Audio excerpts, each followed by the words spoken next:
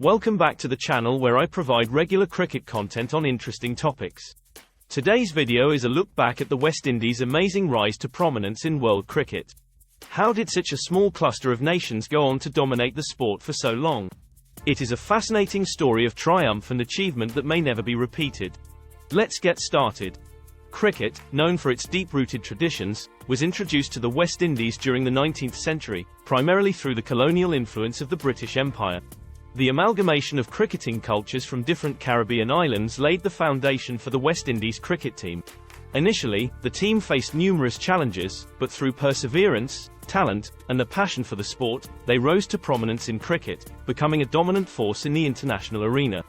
This video traces their journey from the early days to the 1980s, highlighting key players, milestones, and the transformation of the West Indies into a cricketing powerhouse.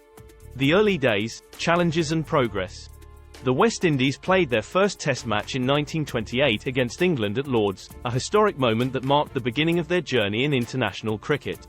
However, they struggled in their early years, facing heavy defeats and struggling to establish themselves as a formidable team.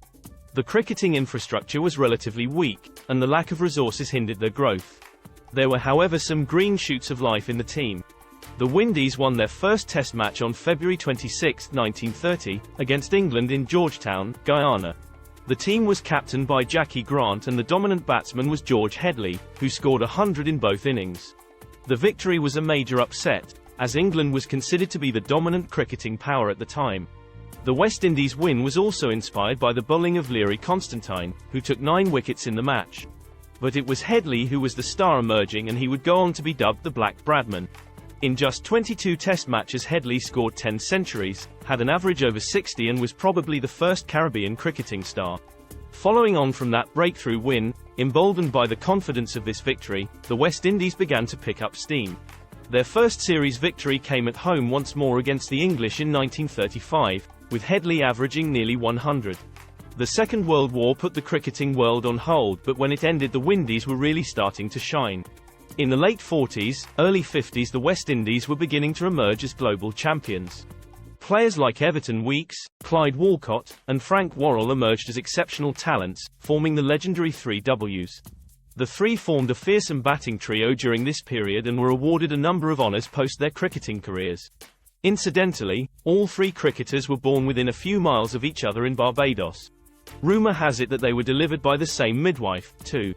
Worrell was the first dominant captain in the history of West Indies cricket. He was a stroke-making right-handed batsman who represented the side in 51 Test matches, scoring 7,141 runs at an average of 49.48.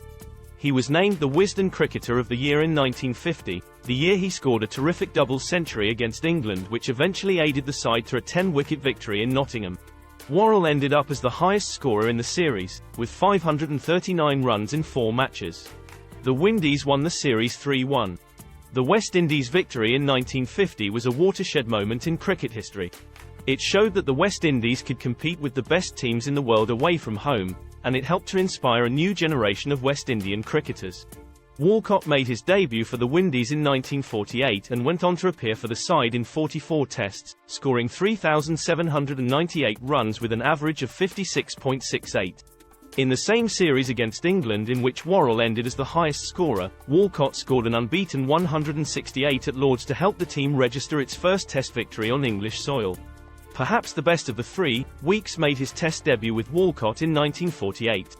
In the same year, he recorded 5 successive Test centuries and reached 1,000 Test runs in merely 12 innings, one less than Don Bradman. Their performances marked the beginning of a new era for West Indian cricket, and their skills and determination provided hope for a brighter future. The trio were joined in 1954 by who would go on to become the greatest all-rounder ever to play the game, Garfield Sobers. Part 2. The emergence of fast bowling prowess. As the 1960s dawned, West Indies cricket witnessed a paradigm shift with the emergence of fearsome fast bowlers. Wes Hall, a tall and powerful fast bowler, terrified batsmen with his express pace and bounce. For a decade, Hall dominated batsmen the world over. Muscular and tall with a classical action, Hall presented a fearsome sight. A long, lithe approach ended with a fast and mostly accurate delivery. Interestingly, he started his cricket career as a wicket-keeper batsman but converted to a bowler when the regular opener for his club side failed to turn up. He took the new ball, 6 wickets, and never looked back. Another legendary figure, Charlie Griffith, was known for his lethal combination of pace and swing. The bowling lineup was provided balanced by the off-spinner Lance Gibbs, who became the first spinner to pass 300 Test wickets. The West Indies went on a splendid run in the mid to late 60s, winning 5 series in a row, beating India and England twice, plus Australia once.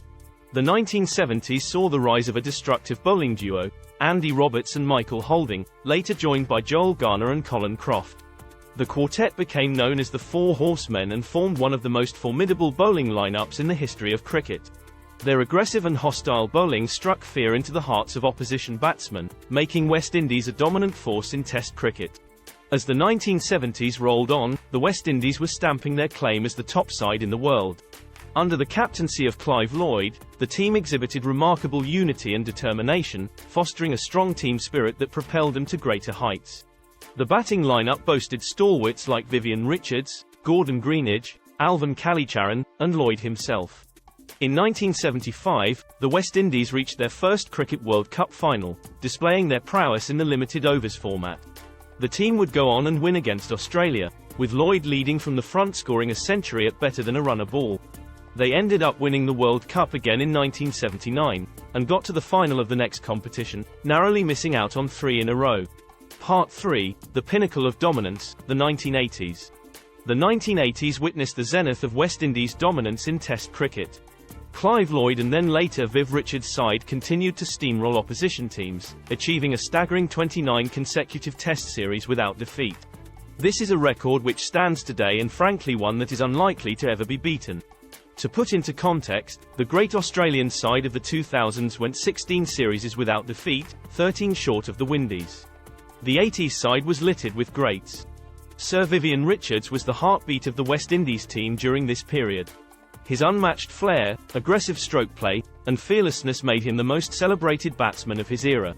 Richards' famous 189 not out against England at Old Trafford in 1984 remains one of the greatest innings ever played. Gordon Greenidge, Desmond Haynes, and Larry Gomez provided a solid foundation at the top of the order. Greenidge's partnership with Haynes was one of the most successful opening combinations in Test cricket, laying the groundwork for the middle order to capitalise on.